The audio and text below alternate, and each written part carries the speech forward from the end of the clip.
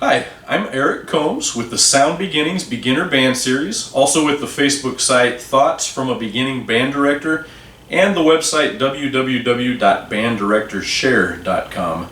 This is my recruitment video, and in this video we're going to talk about everything that I do recruitment-wise to get new students into my 6th grade beginner band, starting in February of the 5th grade year and going through the very beginning of the 6th grade school year. In this video, I'm going to show you actual footage of some of my recruitment activities. We're going to talk about the music aptitude test that I give to all the 5th graders. I'm going to show you footage of the recruitment concert that I do for the 5th graders. We're also going to see some instrument fittings, and you can watch and see how I have each student try out all the instruments. And you can see how I'm able to get the kids excited to play the instrument that is physically best suited for them. You're going to see some of the letters that I send home. I'm going to talk about how I pick percussionists and how I limit the percussion section and the saxophone section, which is important, and I can say that being a saxophone player, you don't want to have too many of us. And finally, we're going to talk about how the students can go about acquiring an instrument through an instrument rental day. And I'll also talk about some extra recruitment ideas that I've gotten from other band directors that I don't necessarily do myself. All of the footage and extra footage that is talked about in this video and all of the computer programs and files can be found at the address listed on the screen. So if you go to that address, you'll find a website that talks about all of these things that are in this video, and you can get those extra files. The first step of my process is to administer a musical aptitude test to all of the 5th graders. This is done in February through their general music class. All 5th graders take a general music class, so their general music teachers administer this, and they send me the test back through inter-office mail. I then record all of the information from these tests for later. The test shows me who has natural music ability, but more importantly, it also tells me which students have played instruments in the past and for how long, and the teachers have a chance to write notes on there about things as well. To save time, since we're doing about 150 to 200 of these tests, the general music teachers use a key that they've developed that they can use for shorthand.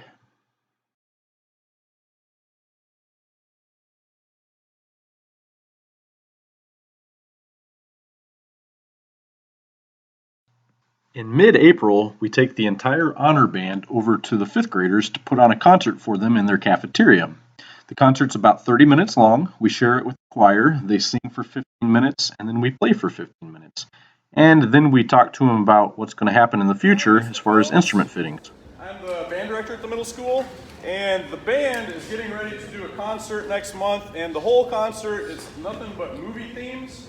And we're going to play a couple of those movie themes for you today. We're going to start with one that I think a lot of you have seen. Anybody ever seen Back to the Future? Okay. You'll recognize this thing.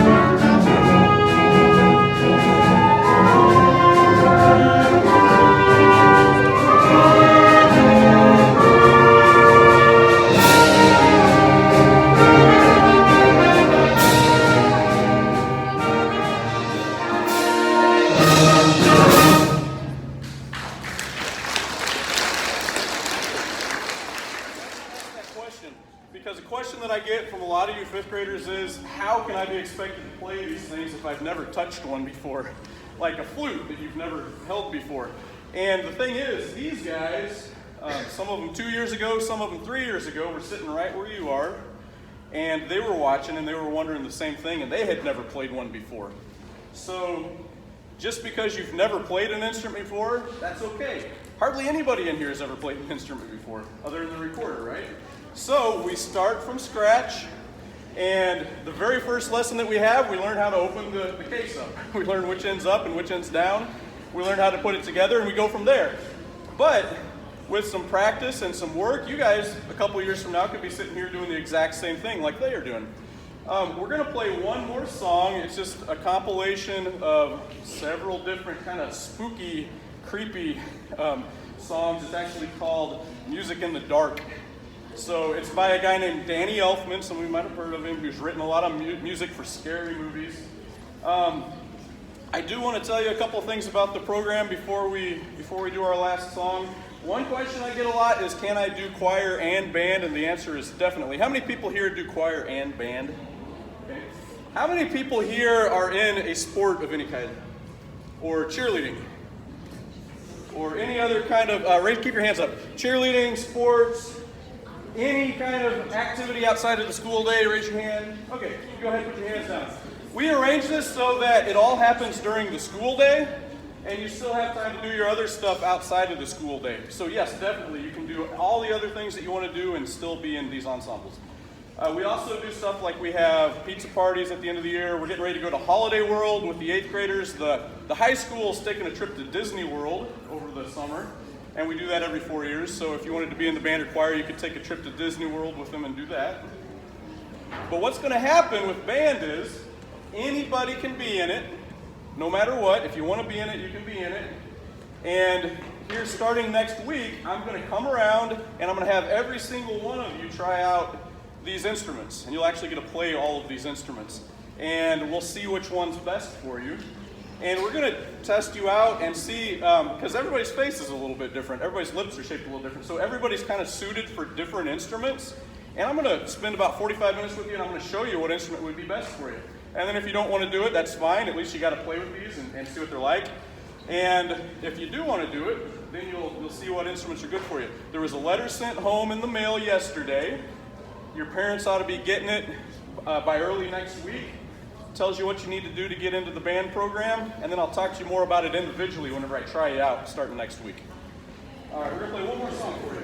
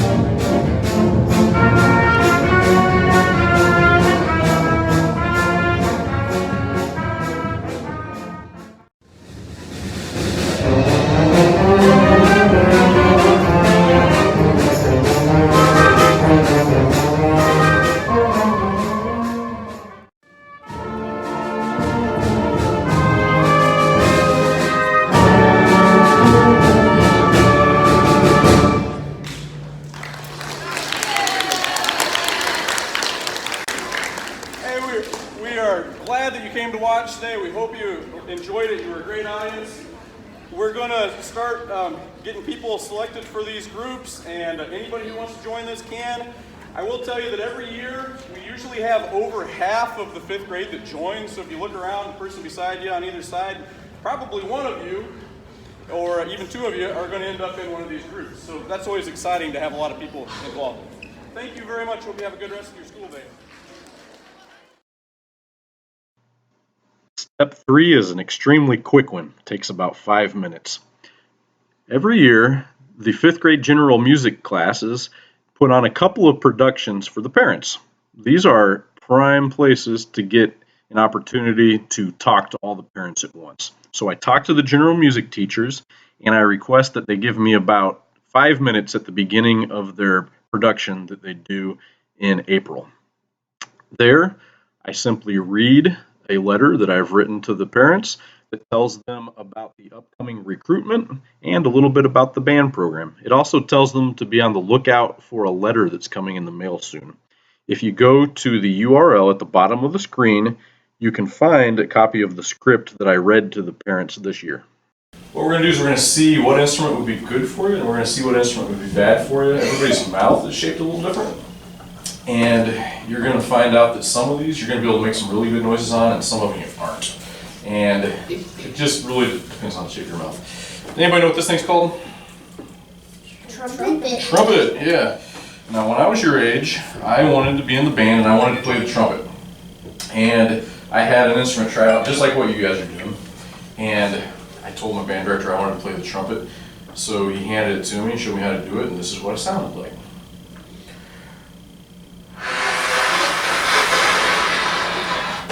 And that is all the noise I could make. And he told me I couldn't play trumpet, and I was upset. But he had me try this thing, it's called the saxophone, and I was really good at that. And so I ended up being a saxophone player. And I fell in love with it. So I am glad that he pointed me in the right direction, kind of like what I'm going to do for you. Now, since then, I've learned how to play this, because I had to, but it sounds like this. Which I get a lot is, how is it that you're able to play all these different notes when you only have 3 buttons? Well, you can, were you going to answer that? Like push down more than one for a different note. Yeah. So you can push down different combinations, like I can just push down just the middle one, or just the first one, or the first and second one. So there's several different combinations. But also, I can make more than one noise with without even using buttons. Like that. And I'm doing that all with my lips. Now this is called a brass instrument. It's called a brass instrument because of the mouthpiece, which is metal. And the mouthpiece itself doesn't make any noise at all. It's my lips that make the noise. My lips make this noise. It's called a buzz. Which kind of sounds like an elephant, sort of. And whenever I put this up to my mouth, you get that sound. Whenever I put it into the trumpet,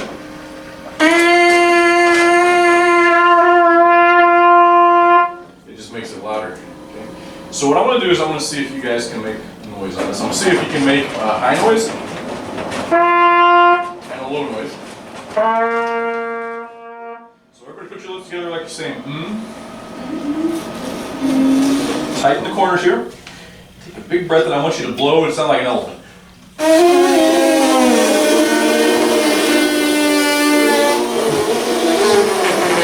You're going to pick up this little bitty tiny one. This one? These have all been sanitized. That's kind of heavy. You're going to put it right in the middle of your lips.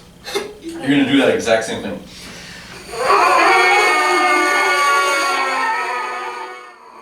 Now I'm going to let you hold this however you want. Just go ahead and put that inside there.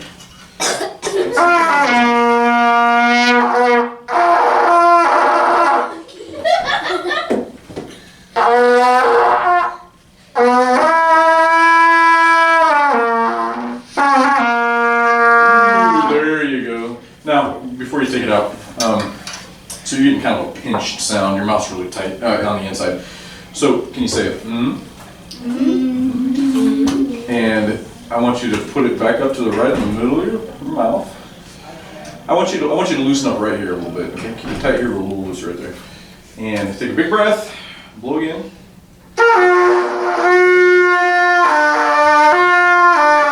Yeah, you're getting the high note up. Now you get the low note. I like that you're able to bounce back and forth whenever I ask you to. That was good. Anybody know what this is called? Oh, tuba. Baritone? Baritone. Now, you can play anything on this that you can play on the trumpet. It just sounds lower.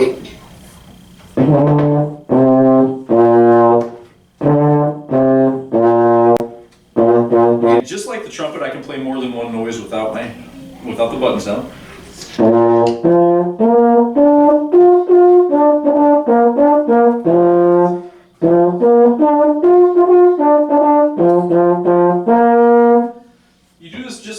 do the trumpet, only you're going to use the bigger mouthpiece. Everybody try the bigger mouthpiece now.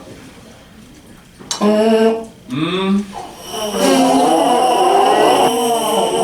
might want to sit up tall so you can get a big breath. I feel like I'm gonna be good at this one for some reason. I don't know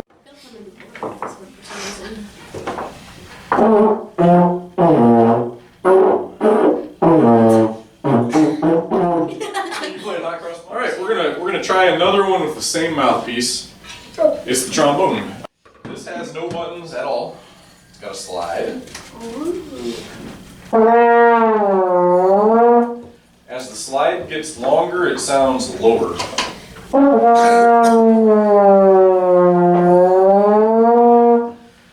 Now, people always ask me, isn't it hard to know where to put the slide? And the answer to that's no. We have what we call slide positions.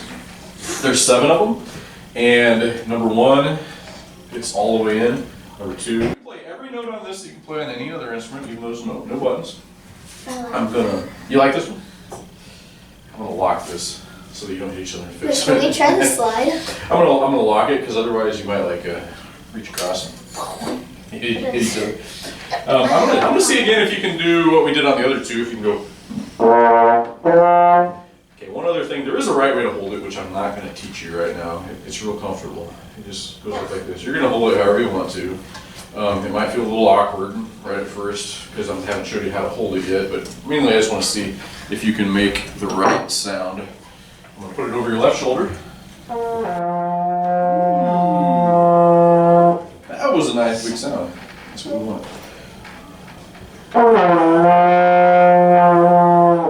Yeah, and how about your lower note?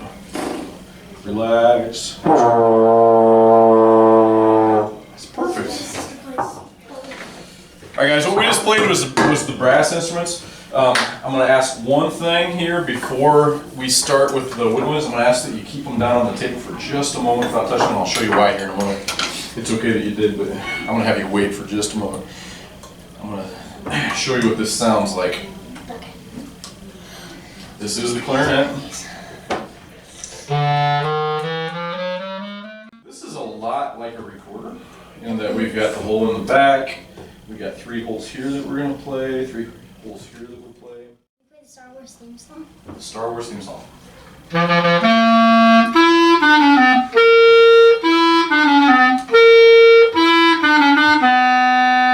I just watched that last night. This is a woodwind instrument. And the reason it's called woodwind is obviously because it got this piece of wood right here. It's got a piece of bamboo on it.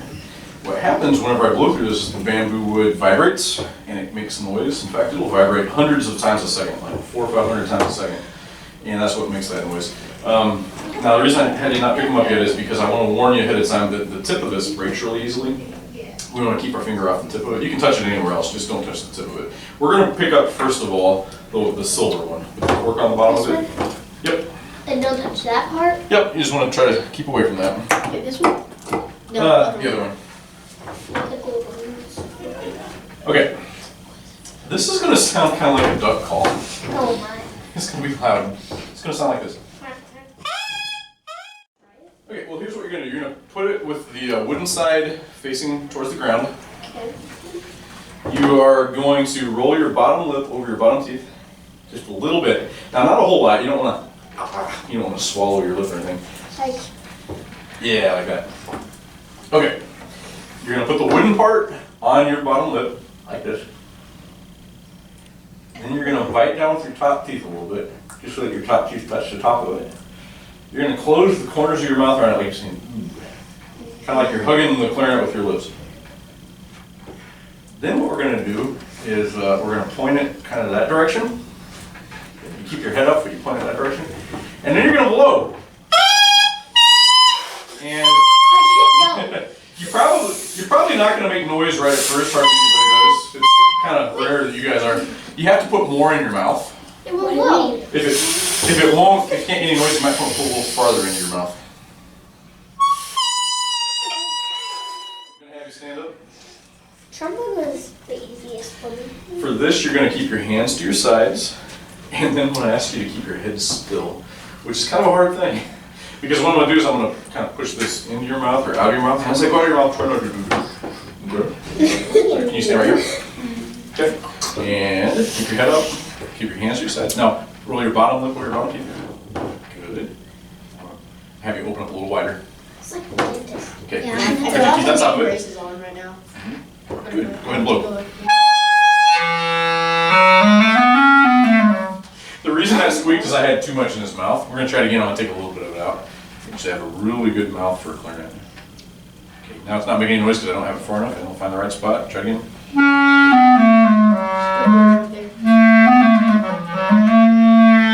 That was perfect. Turn it towards me, but I'm going to turn it like this so that you can play it. This one you just stay in your seat. Bottom lip over your bottom teeth. There you go.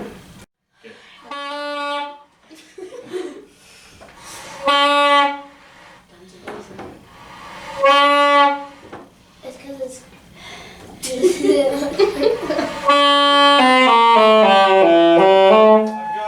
I've got to write some stuff down for how you did on the saxophone, but while I'm doing that, you can try to get this noise on your own. Is it too much? I've got this big hole facing towards the right, which would be that way for you guys. And go ahead and pick it up. Yeah, I'm going to show you how this works. Go ahead and pick yours up.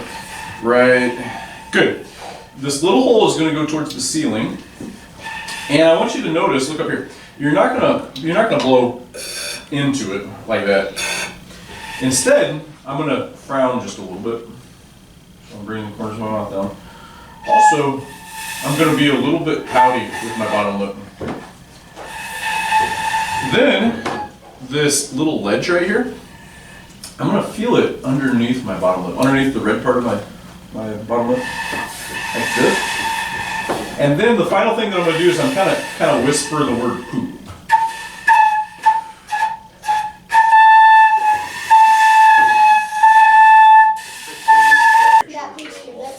There you go. Now, kind of frown just a little tiny bit. I'll put that under your lip and then just blow it past the top of it. There you go.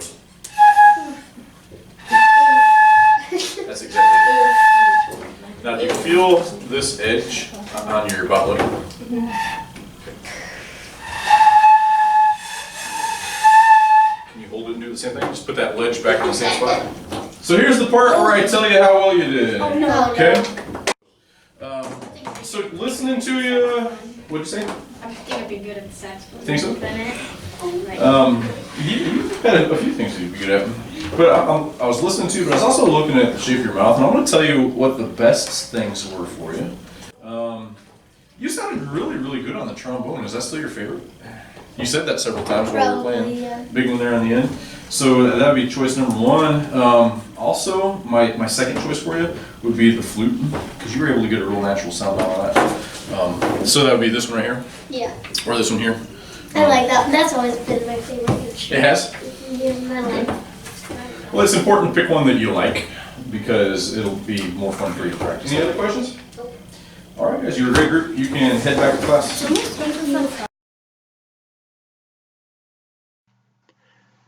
Step 5 is to mail home a letter. And there you can see a stack of some of them that I did. I actually sent home about 150 this year. Now, this letter is very important, and I've really been talking it up. I told the parents to be expecting it. I told the kids to be expecting it. I mail it home. I hand another copy of it out to the kids during instrument fittings. And you're going to see that I even do it again in step 7. But that's coming up. This letter talks about how to get into the band, how to acquire an instrument, when band camp will be. It has a form that the parents can fill out online that tells me about their information. It also has a form that's online that they can fill out for summer band lessons, and there's another page that tells about our music program.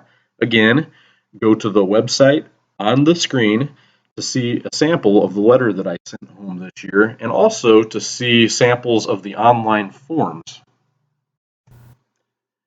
Step 6, picking the percussionists. This is the part that I always get phone calls about every single year, and it's never a pleasant phone call. If I have a class of 150 kids, I'm going to have at least 50 tell me they want to play percussion. Only they don't say percussion, they say they want to play the drums. And of those, about 20 will tell me that they own a drum set. Probably 10 of those will say they've been taking percussion lessons, or they're going to say drum set lessons for a few years. They may even play at their church. I don't think I've ever found a kid yet who actually had seen written notation from any of these lessons, nor did any of them know that they had to play mallets. This is a conversation I have to have with parents. And since I have such high numbers, I tell the parents I can only take 4 to balance the ensemble, and I use the music aptitude test that I gave in February, and I take the top 4 scorers and I offer them percussion first. If somebody says no, I go on to another person. Now, I use a little discretion. Say the top 5 players, 4 of them have played piano and taken piano lessons. Maybe number 3 didn't, but had a great trumpetometer. Skip over them and I won't let them know that. And that way, I get somebody who's great on trumpet, but I also get 4 percussionists who have played mallets. That's going to help me with teaching the mallets. It's going to make it go quicker. I'm also going to get 4 really good quality students on percussion. I'm not going to have very many behavior problems, and they're going to follow me well. And that helps the whole band to sound so much better. And I had cut it off at 4 because when I combine in 7th and 8th grade, that's 8. When they combine in high school, we're talking 16. 4 is plenty. Now, I put a huge blurb on the second page of the letter talking about how I pick percussionists. You can check my letter and see that big blurb. It even says that some of you are probably going to call me and talk to me about this, and you're going to have excuses, and I always say no excuses, but I'll still get a phone call that says, I know I read the letter, and it says I can't do this, but, and then I have to explain to them, no. If I were to give percussion to every single one of the phone calls of the people that called me, I'd have at least 10 of them in the band. So that's a place where I have to put my foot down. The next step in my process is the actual instrument rental day. It's a Saturday of this year. Got a sign here at the front door, welcome to band. Sign up, enter here. These parents have never been to this school before, so they don't really know where they're going. We're packing up. It's like the last day of the school year. So I've got signs showing them where to go. And up to this point, I've already seen all the kids. I've already tried them out on all the instruments. I have told them what will be best for them, and I have led them to want the instrument that would be best for them. They've gone home and they've talked to their parents, and they've told their parents what they want. The parents have got the letter. They have looked at the rental prices so they know what they're getting into, and they have signed up for a 15-minute time slot. So I'm doing this from 10 to 2 this Saturday, and I just have people come in one at a time during these 15-minute time slots. I already have a bunch of information about every single kid. Occasionally you'll have some people who just pop in. Whenever they get here, they can either sit in one of the chairs here while they're waiting for their turn, or they can come on in.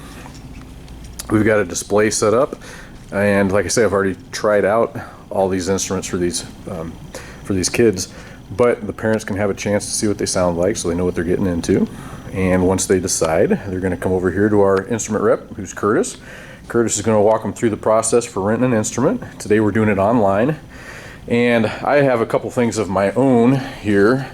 I keep a pad of paper so I can write down any information for any parents that come in, have questions, they need things, so I can remember that later. And also I have showed you that I keep everybody's information on the computer. I've actually tabbed over to where you can't see that, so if the parent comes in they can't see any of it, but if I need to look at it, I can see what they were good at. I can see any notes from phone calls that I've made, and then they come in here and they rent an instrument that way. Also in the room, I have extra copies of the letter that I've sent out because I've given it out twice at this point. I've talked to all the parents at the 5th grade concert. I have sent this home in the mail. I have personally handed it to each one of the kids, but also there's a lot of them that still have lost it. So I give them another copy whenever they show up. And again, it tells them all about, in particular, band camp. So I find out who's coming to band camp now. And also, if they would like to sign up for summer lessons, they can do this today also. what I've described so far is a pretty big process, but it doesn't end here. At this point, we've got some people that have rented instruments. They are delivered to me. I check them over. I record their serial numbers. And then we have beginner band camp the first 2 weeks of June. I've written a book about beginner band camp, Sound Beginnings, Beginner Band Camp, and that is available on some of my other sites for free. It talks about the first 2 weeks of instruction. But then over the summer, I'm going to have several other parents call just because they weren't paying attention to instructions. And I will let them in on how to rent an instrument, and I'll try to give them some private lessons over the summer too. But we are a Title I school, 67% poverty rate. We own about 110 instruments that are in good shape. So when school starts, I'm going to make a final round of recruitment. What I'm going to do, and this is where all of this note taking comes in handy, is I've got some lists of kids who had perfect embouchures on certain instruments from their music, from their instrument fitting. I've got a list of music aptitude scores and also behavioral scores. I'm going to cross all this together and I'm going to make a list of about 40 kids who had perfect embouchures on the instruments that I'm missing, good behavior, good grades, well recommended from the general music teachers, and I'm going to pull them into the band room and I'm going to offer them a free instrument. These are kids that probably were excited to be in it but just couldn't afford it. And in this way, I'm going to double the size of my band with kids who were perfectly fitted for that particular instrument. Now, a lot of the kids who you pull in that manner end up dropping out because, for one, their parents didn't purchase the instrument. But I've had some of those kids that I've offered those free instruments to go on to become music teachers and go on to get free tuition at college just because I lent them a free instrument. So I think it's well worth it, even though there's going to be some attrition from that. So that's how I fill up my band with beginners. Now, let's move on to some ideas from some other programs, and I've got just a couple of them here. Number one, and I'm going to try this in the future, there's some very good videos on the internet that are just called Be a Part of the Band. If you go to the website for this video, I'll have some links on there, and these are videos that you can show to your 5th graders before they try out for instruments to get them excited about band. Highly recommend it. I'm going to try those next year. Something I also want to do in the future is I'd kind of like to make some pop-in visits for the kindergarten classes through the 4th grade classes in the future. Take a different instrument with me every time, talk to the teacher, of course, ahead of time, and then just play a song or two and walk out. Get them excited about those instruments early. Also, I'd like to start bringing some high school soloists and some small group ensembles to the recruitment concert in the future. For instance, if I need a lot of trumpets for a particular year because I was low on them the year before, maybe bring a trumpet ensemble to play something exciting for the kids to get some interest in that particular instrument. Also, I've seen some bands will do some different activities that the middle school will put on and host and invite the incoming band members to, or the entire 5th grade class. This could be something like a carnival, a family fun night, just anything exciting to have kids come in, mingle with the middle schoolers and get to know them so that they want to be around them some more. And this is good for your middle schoolers because it gives them ownership in the program, but it also helps with recruitment. I want to try some stuff like that in the future, but I've got my hands full, and that's something farther on down the line. I hope you found this video useful, and good luck to you in the future with your recruitment.